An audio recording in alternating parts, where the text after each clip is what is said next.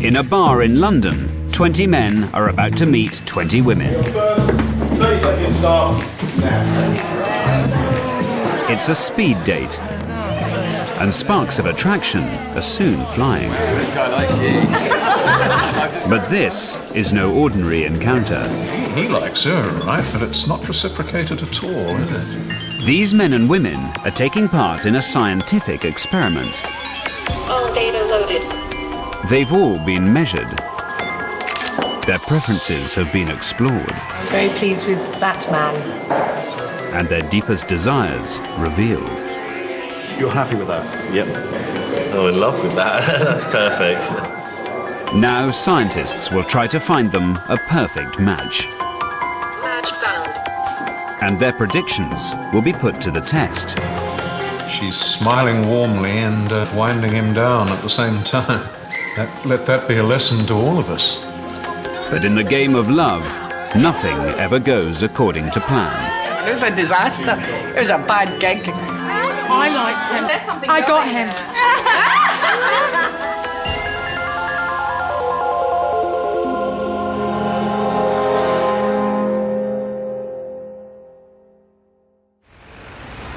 There are over 4 million single women in Britain, and Beth Eagland is one of them. Now she's about to try a new way of finding love. Good morning, Michael Mosley. Beth, hello. Come in. In collaboration with an international team of scientists, we've created a unique matchmaking agency. We've recruited over 100 single men and women to join it. For all of these people, conventional dating has failed. Now they've agreed to put their love lives in the hands of scientists. I'm meeting loads and loads of false women, loads of women who are surface. I tend to meet men that kind of like sap me of my strength as I tell them what to do. I'm unbelievably picky, considering the amount of choice I get, which isn't a lot. The men that I've tended to attract in the past have been pretty much unreliable. For the scientists, these lovelorn people are guinea pigs. They present a rare opportunity to test different theories about the nature of attraction and compatibility. Professor Brown. Hello. This is Beth, and I'll leave you together. He's going to be taking some measurements. Good luck, I'll see you later. Okay, bye for now. Okay, I will take a facial photograph of you, so... One theory, held by zoologist Carl Grammer, is that facial similarity is the key to a successful match. Now put your hair back. Facial similarity to a male might be a predictor for relationship stability. So how it has to be similar, or We have to be similar. right? Okay. Oh, interesting. I am looking for Keanu Reeves, but I'm probably not going to be able to get him, so someone who looks exactly like him. Somebody who's really outgoing, blonde, busty and beautiful. My ideal man is someone with an Oxford education and an SW7 postcode. Glenn Wilson is a psychologist whose CQ test can tell if a couple will be compatible before they've met. How important to you is sexual exclusiveness? It's certainly very important. Fidelity? I think the old lapse is forgivable. This one is reciprocated, and both in CQ and facial similarity. Chances are that would be an ideal match. If the scientists succeed, it will herald a revolution in dating. And no one would welcome this more than Beth Eagland. Perfect partner, honest, busty, younger and intelligent. Pathetic. Beth is a successful career woman. She's been single for over a year and is finding it increasingly hard to meet men. I'm knocking on, almost 33. If I ever want to think about having children, then I have to think about it now. It's just one big vicious circle of going out with, pathetic losers most of the time. To increase her options, Beth has volunteered to see if the scientists can make her more attractive before she's introduced to anyone. By analysing the geometry of beautiful faces, a plastic surgeon has developed a special mask. This transparency represents a template of perfection. And although Beth's face falls short, a makeup artist can use it to pinpoint the features which need the most help. Right. So you can see on here, your mouth is good. And we can just even out the top line so that it's a bit more even. And the only thing that I think is quite obvious from this is the position of your eyes. So what I'm going to do is use toner and highlighter to create the illusion that they're a little bit further apart. The beauty mask is normally used to inform the decisions made by cosmetic surgeons, but it can also be used in this simple and more cost-effective way. Turn the mirror over. Yeah, it's nice because it still looks like me, but I can see exactly what you've done. I think men are going to stop me on the street. No, I look lovely. Oh, excellent. Thank you. Can scientific insights also be used to make men more attractive to women? Okay. Peter Kerr has volunteered to find out. Well, today we're going to talk about Thatcher, so that'll get us started. What else Peter is a 37-year-old politics lecturer. Monetarism, that's good. How does that work? Married in his 20s, he's now divorced and has been single for 2 years. What do you think women think of you? The most repeated thing that women say about me is that I'm a really nice guy. But actually, that's usually fatal when women say that. How do you rate yourself physically? Physically, short, skinny, minging. What's minging? What's minging? That'd be the technical word for not very good looking. Right. Peter thinks it's his physical appearance that's the problem. But what can he do to improve it? Okay, can I borrow you for a moment? Thank you. I just want to get an impression of this guy here. This is Peter, okay? Before he's introduced to anyone, the scientists are going to identify precisely what is turning women off. What I need from you is your immediate impressions, okay? So what age do you think he is? 40. 40. What do you think he does? If you just meet him in the street, what would you say he did? I don't know, maybe he works in a shop. And if scale of 1 to 10 of attractiveness, if 10 is really sexy and 0 is not at all. Me personally, 0. 0, right. Peter can't hear what the women are saying until the results are played back to him. What age? Maybe 46. 46. Oh my God. What sort of job do you think he does? Maybe a window cleaner. Fair enough. On the scale of 0 to 10, where 10 is really, really sexy, where would you put him? -1. Yeah, really. Would you go on a date with him? No. Would you go on a date with him? I've got a boyfriend, so no. But if I didn't, no. Sorry. What's emerged from the experiment is that Peter is perceived to have a low-status job and income. Where most scientific studies suggest women are attracted to men who can provide resources. The next day, a fashion stylist gives Peter a more affluent look. Good luck. Confident? Very anxious. That was a terrifying experience, so I'm not sure what to expect. Right. Was it more terrifying than yesterday? Much more terrifying, because I knew this time what was coming, and yesterday's feedback was so negative. I was terrified this morning that that was going to happen again. In spite of the scientific research, many women claim that money isn't one of their priorities. I am looking for somebody who's not too bothered by his status in society, not money-driven, not money-driven. More of a tree hugger than a Porsche driver. Someone that's not into cars, expensive cars, football, or money. So will Peter's new look actually make any difference? What do you think he does for work? Businessman. Businessman? Management or something. Oh, that's good. Authority. Professional. Okay. How much do you think he earns? Oh, I think he's earning quite a lot. Quite a bit. Have a guess. 40,000 plus. And on a scale of 0 to 10, how attractive do you think he is? Be honest. 4. You give him a 4, okay? That's 5 up on yesterday. Yeah. What do you like about him? You gave him a 6, which is a pretty good score. What? Overall package is good. Oh, I like that one. Package. Yeah. Quite sexy looking. Yeah, sexy looking, good. You behave. Would you go out on a date with him if he asked you to go out? I think maybe, yeah. Would you consider Depends it? where he was going to take me. Right, okay. Good answer. Fabulous. Well, that's Exactly. a huge difference from yesterday. I've quantified some of the numbers here, and it's very, very interesting. In terms of your job, they upgraded you considerably. And that's reflected also in your income. Yesterday, the figure most people typically came up with was 30,000. Today, it was 40,000. So you have gone up by 10,000. Wow. And a big difference was how attractive they found you. Your average score yesterday was in fact 3.4. Today, you have gone up to 5.8. Yay. Well done. A simple insight into female psychology has made all the difference. Now it's Beth's turn to learn how to manipulate male perceptions. Beth, hello. My name's Adrian Furnham. I'm a psychologist. Hi. This is Gok. He's a Hi, fashion nice to meet you. stylist. Hiya. Have a seat, please.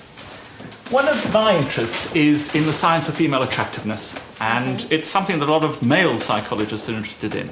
And what we're going to do today is to try and understand how the science, as it's been done, informs us about how you can dress differently to make yourself more attractive to men.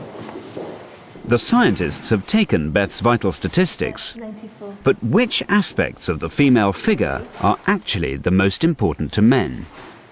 What should we work on first? Well, it's breasts, I think. On the breasts. Okay, fine.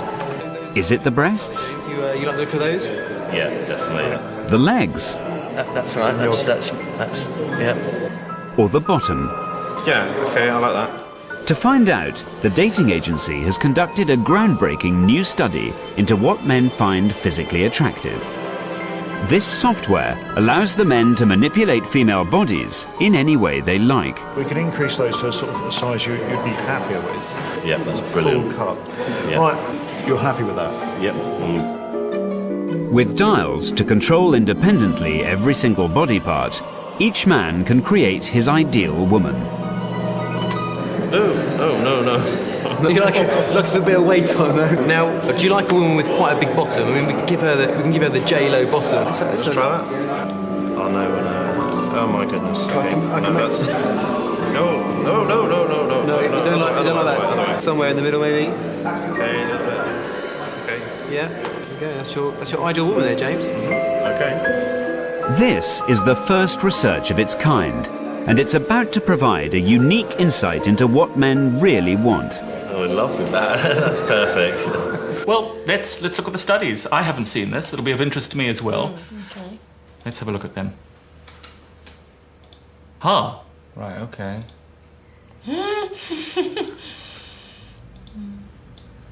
Look at the difference between those last two. The amazing difference in the breast size and the waist. See how the stomach is changing and the breasts are changing.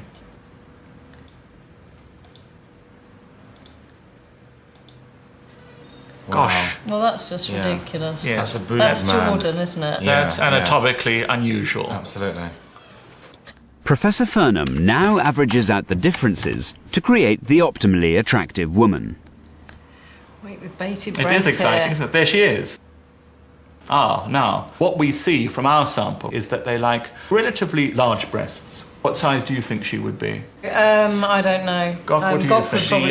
I would say she's definitely a 32 on her back, and I think we're looking at a C to a D cup. And what we know is that the average woman, I think, in this country is a 36B. But what's most striking is the hourglass figure, the equivalent of 36-inch hips and a 23-inch waist. Essentially, hip-to-waist ratio is one of the best ways of seeing whether a woman is fertile. It is easier to make babies with somebody with a lower hip-to-waist ratio. And men appear to know this. They appear to find fertile women attractive. Men like curvy women. I mean, that's what it's showing there for me. So how does Beth measure up? And what can the fashion stylist do to help her? To find out, Professor Furnham morphs the ideal woman to Beth's measurements. What you can see quite clearly there is changes in the bust, but very little change in the waist-to-hip ratio, which is not that different from yours. And that's good news. Oh, yeah. Using these insights, Gok dresses Beth to manipulate subtly the perception of her figure. Okay, right then, boys. Okay. You ready? We are. Okay. Hey, Michael, good to see you. Thank you, very nice to Right, see you. okay, Beth, do you want to come out, my darling? Here we are. Right then. What this does, optically, when you look at the dress, is this. A simple necklace. It's got quite a lot going on just there. What we do is when we look at Beth, we gain eye contact, then that's just below. So the first thing we want to look at is her chest area. The belt is meant to accentuate the waist to hip ratio? Yes. If we didn't have this belt area here, which brought in the waist, I'm going to let go and you should just see dramatically what happens. So the one thing that the guys wanted when we saw the reports was that small waist gone. So simply by just putting on just a stretch of material, it's amazing, isn't it? That looks to me as if you got very much nearer to the perfect ideal, which is of course so much more attractive. The makeovers appear to have worked. Meanwhile, a vast amount of data has been processed.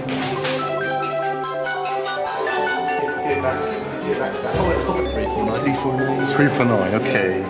And the scientists are preparing for the next phase of the experiment, to predict mutual attraction. We're looking at a number of variables and the way that they combine. There is physical attractiveness, there is similarity to oneself, and the CQ that covers a vast array of personality, social attitudes, and personal preferences. What type of relationship would you prefer? CQ stands for compatibility quotient. The test has been developed using happily married couples and predicts how well a couple are likely to get on in the long term. Rather ambitious task we have here, but we would suppose that if a person showed compatibility in all of these areas, then the future would be quite rosy. The predictions will be tested at a speed date. The scientists have selected 20 men to meet 20 women at an event which will generate 400 encounters. None of these people has any idea who the scientists have matched them with, but they have very clear ideas about what they want. The woman that I'm looking for is someone who likes to do the household chores, cooking, cleaning and whatever. Rich, so she can support my expensive lifestyle. Oh, and she must be interested in sex. Well, she must like sex. I'm looking for somebody who's not necessarily handsome, but is more striking looking. They don't necessarily have to be mega loaded. I'm not worried about that. I'm not materialistic, although obviously I want them to have a decent lifestyle. I think somebody like Richard Branson, he has all those qualities. As the only woman to have received scientific beauty advice, Beth is in a bullish mood. Looking as hot as I do, who knows what could happen. There might be a marriage proposal by the end, you don't know. But will the makeover give her an edge on the competition? Cheers! Exciting. Looking forward to it? Indeed. Yeah, me too. I'm going to bag a man tonight. Peter is feeling altogether more apprehensive. I saw some of the other guys for the speed dating event when they turned up at the measuring day. They all looked younger than me. They all looked much better looking than me and much smoother. So I think I've got absolutely no chance today. I think I'm competing with some quality opposition, but we'll see. Patrick, nice to meet you. The competition will be even stiffer than he thinks. Among the bachelors are 3 men who specialise in the art of picking up women. They've formed a society to pass on this know-how to other men. Never underestimate the power of the ugly girl that is next to her. Never! What you get. Emir is a former city broker. That's why we have wingmen, you know. You can have the wing commander that is going for the main target, then you have the wingman that is going for whatever, just taking care of everybody else. Then you have the kamikaze fighter that is going for the married girl, the ugly guy, or the boyfriend or something, It's just going to crash and burn, he knows that. You can alternate these kind of things, These men have been entered into the experiment as a wild card. Will their techniques give them any advantage? As in a conventional speed date, the men and women meet each other for 3 minutes. Okay, your first 30 seconds starts now. But there is a twist to the proceedings. Each table has been fitted with a gadget which enables the participants to register their positive or negative feelings by turning a dial. Before the date begins, the men and women have been instructed to sit in silence and rate each other from 0 to 100. Carl Grammer thinks that facial similarity will be decisive. People are attracted to other people who look like themselves. Okay, that's it. If you have a partner who is like yourself, you're probably not getting into trouble with him so often because you will have the same ideas, you share the same values, the same attitudes, and so on. And it looks like that people hope that somebody who looks like themselves also shares the same attitudes, values, and so on. Dr. Grammer illustrates this principle with some well-known couples. Arnold Schwarzenegger and his wife, two very square faces, almost identical, structured, high cheekbones. These two have the same chin, very round faces, with an almost identical nose. This is the same, very identical mouth. They also have a comparable nose, and the eyes are almost of the same form and color even. The zoologist believes that there are genetic benefits to inbreeding, and that the men and women with similar faces will find each other the most attractive.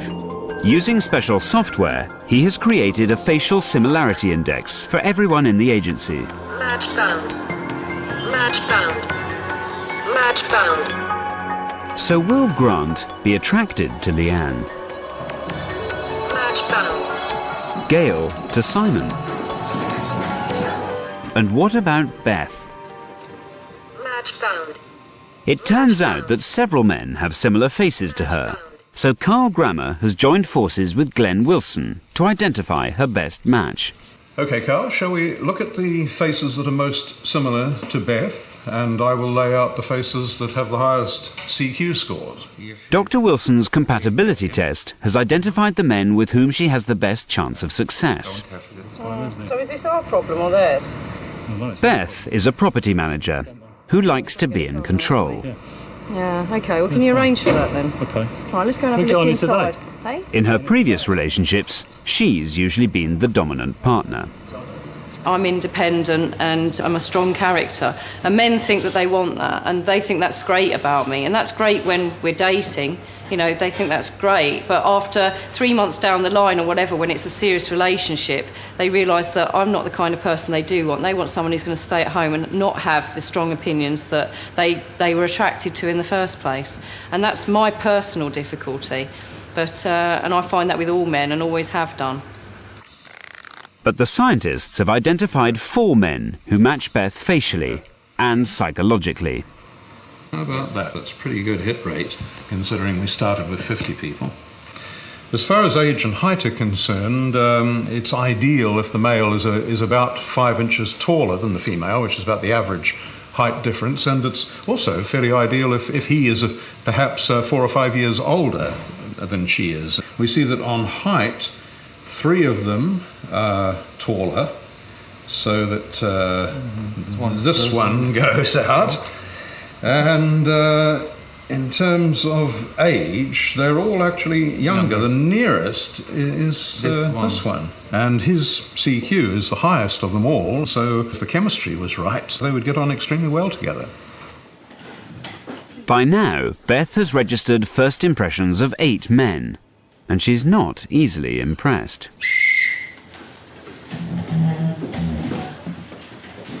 At last, she meets Dave.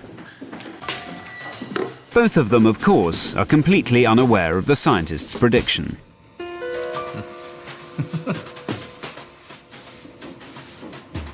lot of flirtatious signalling going on there. Well, the knob has gone up a little bit there, so she obviously likes the look of him. And what's he going to do? Yeah, it looks as though he's initially attracted to her as well. It's a medium attraction, I think. The same procedure has been used to identify Peter Kerr's best match. So number 2. That's a hit, is it? Yes. Yeah. Like Beth, Peter has no idea he is facing his one scientific match.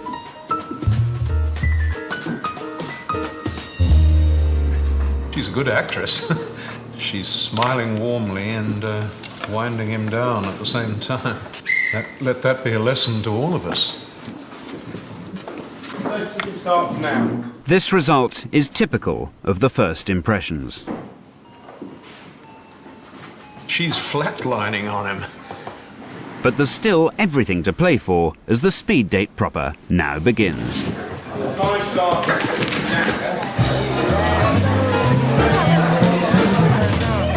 The men and women meet for exactly 3 minutes, after which the men move on to the next table. Please move round. Please remember to reset your dials. Afterwards, these forms will be handed in, and the participants will find out if any of their offers have been reciprocated. It's a hit-and-miss approach to finding love. Wow, this guy likes you. I'm just joking. But sparks of attraction are soon flying. So what's your name? AJ. Simon. Nice to meet you, AJ. So, tell me about yourself. Beth was given high scores on first impressions, but in the 3-minute conversations, she takes a very businesslike approach. So why are you single? Why am I single? Am I going to get to ask you anything? Yeah. Right, okay. If you can get me to shut up, you can ask them. Fire in the question. So why are you here? Why are you here? Well, I'm over 30 and I'm single, and so my biological clock is ticking. Right. And so you're here on I'm not desperate. I'm not desperate. But, Cracks are showing already there. It's so good way. So what brings you to speed dating? It's a long story. We've got 3 minutes, so shorten it. Shorten my long story. Condense your story. So how come you stoop so low at speed dating? Do you know What's why? your problem? Look, you're a good-looking bloke. You're young. Slow down a little bit. Boy, she grills them, doesn't she? It's clear that some people are better at speed dating than others, and knowing how to flirt certainly helps. Yeah, can you do pastries and stuff? Of course. How about massages? Always. Foot massages? Yes. Okay, let's say I'm having a really tough day at work. Okay. So I come rolling into the door and... You want to know? What happens? I would be naked. Okay, good start. Okay. Well, it's easy to see what her appeal to men might be. Members of the London Seduction Society are using a confrontational strategy. So you appear not ever to have a boyfriend just because you can't keep them, or...? No, I just don't appear to like anyone, really. Oh, you're a fussy one. Have you tried girls? Yeah. We understand the game a bit better in the sense that we know that there is about 10 guys that just before us just said exactly the same thing as you, were talking about their jobs and everything. So I was a bit teasing about my job, and when they started asking about it. You're an ass model. Okay. Yes, ass modeling is. That's a good talent, I think. You think? Yeah. And that put them a bit on an edge. So it was a good thing to see them qualify themselves and trying to, oh my god, I need to impress a bit this guy. It certainly does look as though their strategy is to try and put down the woman, lower her self-esteem relative to them, so that they will come across looking big, impressive and dominant. But in fact, the real key to seduction is to make the other person feel good, not to diminish them. Yeah, that's the point. I thought you looked really friendly. I thought you were really interesting and friendly. And Thanks. And I felt That like is a really good mouth one's up. Thank you. That is really nice. That is so cool. After a disastrous set of first impressions, Peter's personality is making all the difference. Ask me 3. Genre. Rock. Right, and Chili Peppers are Foo Fighters. Crucial question. Foo Fighters. Really? By far. I can't stand the Chili's. Where's that button? Oh, But can he impress his one scientific match, who scored him 0 in the silent encounters? Very hard to recover from first impressions, so he's got an uphill grind. Well, basically, I'm a university lecturer. University lecturer? Wow, in what? In politics. Oh my god, respect! Oh, no. Respect. It's not all rock and roll, you know. No, that's respect. It's politics. Okay, so he pulled it back a little bit there. She enjoyed the prestige of his occupation and not turned off by his politics yet. Anyway. His status impressed him. You're great, you are. But I wonder what she did with that dial. Oh, I forgot to swim yeah. Oh, right. Oh. The speed date has nearly run its course. Beth has been unimpressed with almost all of her suitors, and the feeling is mutual. At last she meets Dave. The one man the scientists think is compatible with her. Hi. Hello. Hi, I'm Beth. I'm Dave. Hi, Dave. So tell me about you. Right, how old are you? You're far too young for me. How old are you? I'm 31. You? God, you look so young. How old are you? I'm older than you. Of course you are. But not Only joking. Excuse me. You don't make jokes like that. Hello, a little bit of action here. He's actually turning up on her. So how old are you then? Don't ask a lady that. 32. Oops, she's put her foot wrong and she's plunged in his estimation, according to the perception analyzer. Let's get off this age thing. Okay. What do you do? I am a director of a software company. Okay. Oh, God. There you go. Dave originally gave Beth 60. Now he turns the dial down, and so does she. Thank you. See you later. The men and women retire to their respective bars, and the data processing team springs into action. Okay, woman 1035, 23, date, 38, friend, 53, friend. In a few minutes, everyone will find out who has date matches, who has friendship matches, and who has nothing. Peter has adopted a carpet bombing strategy. I think I take nearly every box, basically, just to increase my chances. But I'm the type of person I kind of like people when I meet them, so I think that's desperation, basically. Meanwhile, the women are comparing notes. He was very stylish. He was wearing a jacket and events manager. Yeah, he was gorgeous. He was an arse. He knew it. I'm sorry, darling. He was an arse. Yes. The matches have been counted and the results are in.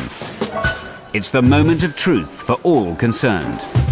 So guys, this is your mutual matches. Oh, hey. Everyone receives an envelope containing photographs of successful date matches. Or news that they don't have any.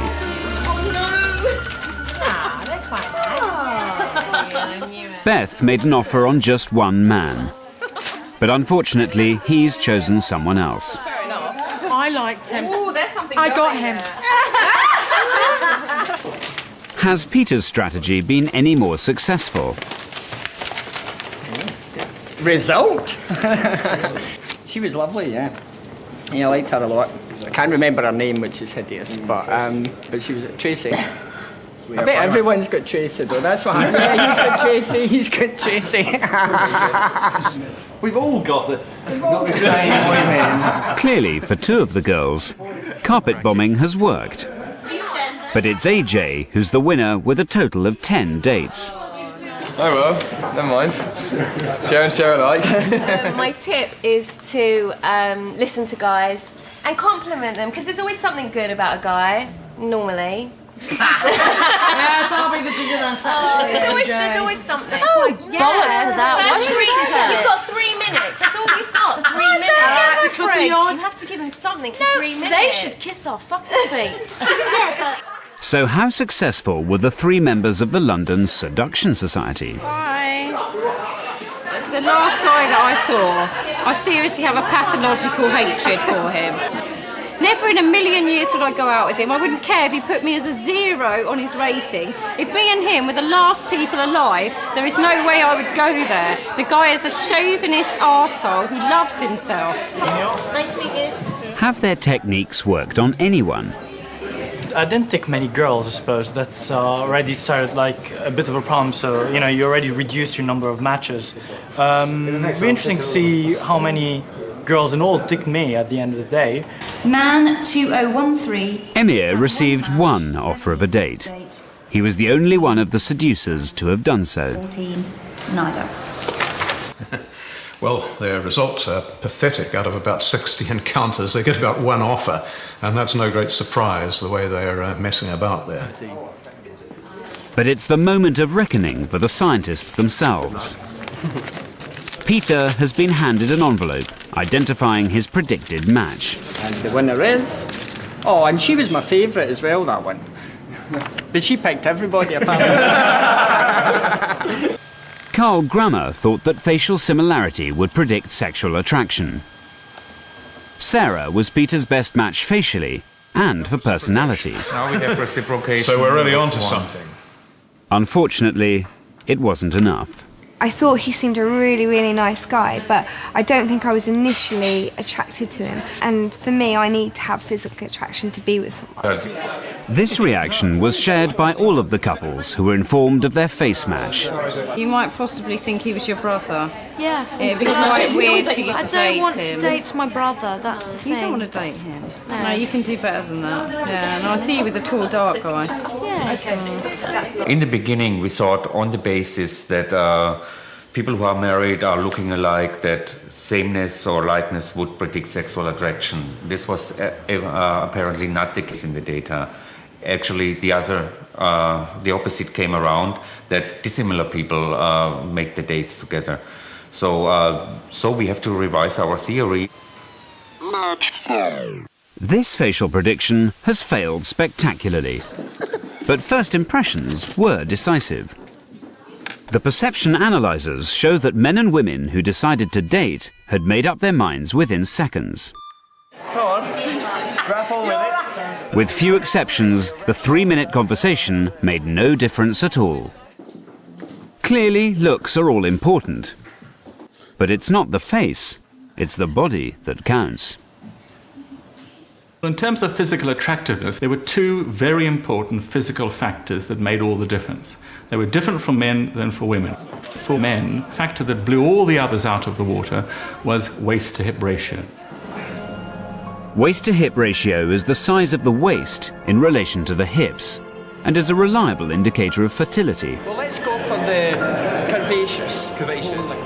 On the software, the men had created women with hourglass figures, a caricature of the female form. And at the speed date, women whose figures most closely resembled this ideal got the most offers of dates.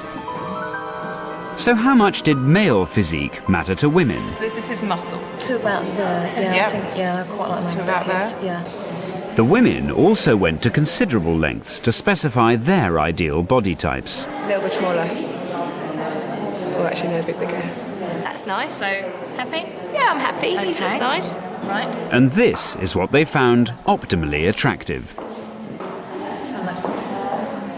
But at the speed date, there was no relationship between this figure and the body shapes of the most popular men. For women, it was height.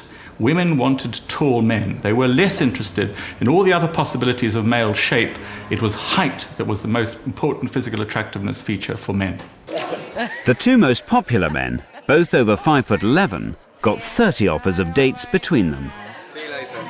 Tall is good. Tall is healthy. Tall is successful. So don't bother about going to the gym. Don't bother about putting on new flashy clothes. Be tall. With the speed date over, the men now come to the women's bar to meet them informally. Do you not like those two? The experiment has shown that attraction is driven by physical attributes, which have little to do with similarity or compatibility. Oh, I want to shake him. This isn't your type. He's got a shirt and a pinstripe Yeah, shirt. I know. I don't like him as a person. He's not your type. Well, I would shoot him. Yeah, me too. I reckon we have a little snog, believe it or not. But there is one scientist who did succeed in predicting facial attraction. Here we are concerned with your facial preferences for male faces. And Dr. Fink's morphing device replicates the effect of sex hormones in the face, moving from extreme female to extreme male. Everyone in the agency was asked to select the most sexually attractive face. So there. Right, okay, this is frame number 287. I think this face tells me that he's not good looking enough to be unapproachable, Yeah. but he is good looking, so I would approach him. Right. This kind of face you have selected is rather the so-called good father face. Someone who is bringing resources to your children. Rather a long-term mate and not a short-term mate. Then, everyone's face was matched to the face morph and given a masculinity or femininity rating. Beth was matched to frame 1096. What Dr. Fink found was a clear attraction of opposites. 1096. Males with very masculine faces preferred females with very feminine faces, and vice versa. Are we going to kiss pretty soon? Yeah. When we have the drink? Yeah. Maybe. You won't be able to say no.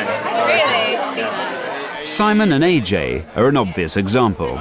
Sex hormones have pushed their faces in very different directions. But the morphing device also predicted attraction between another couple. Match found. Beth and Dave matched for facial similarity. But unlike most similar couples, they also had reciprocal preferences according to the face morph. Okay, I have two faces here. One is Beth and the other one is Dave. It's going to be interesting to look at her preferences. When I look at the frame numbers, this was quite closely together. This was 287 and 255. So I do think that there is a great chance that she will find him sexually attractive. When I compare her face with regard to her femininity, she has been given the number 1096. What he likes is 1098. So I would say, just from the femininity scores, this is exactly his woman. And I think there is a chance for him to get her. I do really think so, yeah. By now, everyone has been informed of the scientific predictions, and Beth and Dave are discussing theirs. In the compatibility ratings, we're 127. A married couple, on average, is 116. So we match scientifically, facially, and mentally. Really? Yeah. So I'm suggesting we elope and just try it out. Okay. I mean, I thought you were an arse, and I did write that on my paper. But now I've spoken to you again, you're actually quite nice. I mean, I think you're attractive, and I find you attractive. Well, I think I was quite right with my prediction. I'm not only surprised, I'm really happy. I think they should pay me a lot of money, yeah? But I'm an arse.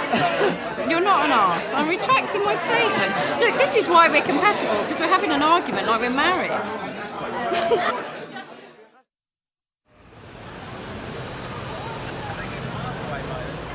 It's 2 weeks after the experiment, and Peter is preparing for a date, but not with Tracy. Well, it turns out I got 2 matches that night, but on the night I thought I only had 1. Later I found out that there was actually a clerical error, and Leanne had matched me, and I had matched her, and Leanne's my girl for this evening. At the speed date, he wasn't Leanne's top choice. She's only agreed to meet up because her favourite, Steve, is dating someone else. My hobby is stand-up comedy. It's a hobby? Yes, a hobby. I think that's really, really amazing to be able to do that. I'm really into comedy. I always go to stand-up. It's good fun, actually. When everybody shakes your hand and they'll come Yeah, completely. I've been a handshaker in my time. And it's great fun. It's clear that Peter and Leanne have lots in common. I'm going to write it down later. I liked him, and we've been having a good old chat about what he does and what I do, and I think that he and I, regardless of anything that happens, I think we could be friends, and that's just the way I feel. For Peter, the scientists have failed. But several other couples from the dating agency have also had follow-up dates. And there's been no shortage of sexual chemistry. Well, this is interesting. We've got some couples here who are known to have ended up kissing after the speed date. But have there been any enduring relationships? The second time I saw her, sort of realised that no, no, basically. I really, really don't know what went wrong. I'd like to know. She's a lovely girl, but I just think we would really run out of things or common points of interest. But at the last minute, she had a meeting, a work commitment that she couldn't get out of. He was too young for me. It just didn't work. Just didn't work. That's all I can say. What we know from this study, in fact all our experience, is that the immediate chemical attraction is of priority for most people. They're not necessarily interested in their CQ scores with other people at all. That's way too far in the future for them even to consider. But it's a little bit like taking out pension plans. Maybe it's something you ought to think about, because the long term does matter. Unlike the others, Beth came away from the speed date empty-handed. But she and Dave were intrigued enough by their scientific match to arrange to meet for dinner and give the dating agency another chance. I did give him a hard time at the speed dating, but when I got to speak to him afterwards, I realised that he was actually quite a nice chap and we had a really good laugh. I'll be interested to see how he feels, really, because I think he probably thinks I'm a bit of a bitch. I'm surprised he's even turning up. But, yeah, let's see. Oh, hello. How are you? How's it going? Very well. Very good. Nice to see you again. Oh, French thing. If Beth and Dave hit it off, it will be the scientists' one successful match. On the CQ test, they shared identical answers on at least 50% of the questions. There was a slight tendency for her to be higher in libido or sexuality, which might suggest that she would make the play in this situation. And what would you like, my dear? Can I have the lobster served extra cruel? Can you poke his eyes out before you kill it? Come on, you must be able to do that. He wants to give it a good scene, too. She is so different in these clips that I barely recognised her, as a matter of fact. She's no longer putting the heat on the guy and asking him to give an account of himself, and she's evaluating his humour in a completely different way. The date went well enough for Beth and Dave to meet up again, a week later. I said, you know, will there be something between us? Where do you see that this is, you know, what is the purpose of this? And he said that it wouldn't be going any further. There wouldn't be a relationship because he found me attractive, but there was not going to be anything further. The way she spoke, it reminded me of a member of my family. I grew up years and years ago. And that the association was too strong for me to find her attractive, I guess. Silly thing, really. Well, yes, he wasn't interested in a relationship, but I more than got the impression that if I wanted to go home with him, then that would have been okay. But that's guys for you. What do I expect?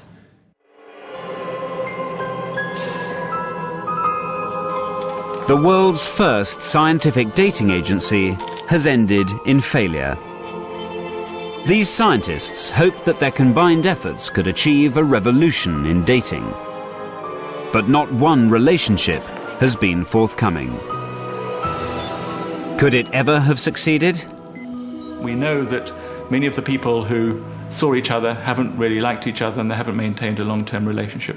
So the question is why? And the answer, I think, lies in the fact of too many variables. And I think they are idiosyncratic and they come often from early childhood. And they have a very powerful impact early on in the relationship. And so we've got a lot out of this study. There'll be a lot of scientific papers with this wonderful database we have. But to say that the ability to design a scientific dating agency is just around the corner is, I'm afraid, not true. As 100 men and women return to conventional dating, at least some of them are in a positive frame of mind. OK, thank you very much. Yes, now I do politics jokes. Here's the thing, right? Do you know that more people voted in the last in Big Brother than voted in the last election? Did you know that? At the speed dating event, I didn't expect to get any matches, and I was really pleased that I actually got 2. And a date came out of it, and that gave me a bit of, you know, confidence. I mean, if I'd come away without any matches and without any date, I would have been, you know, I would have been feeling pretty bad. But 2 out of 20, I reckon, is a good ratio. And I actually feel quite confident coming out of this, and I know a bit more about myself. I think science has shown me that I don't need to change. I think that's one of the good things that's come out of it. Oh my God. If you come back to me and say, Beth, you're a washout, then fine, I'd start thinking there's something seriously wrong and I need to go and see some kind of shrink. But as I have been matched, then no, I don't think it's necessary to change. And I think that you can compromise with somebody in a relationship, but not change, no.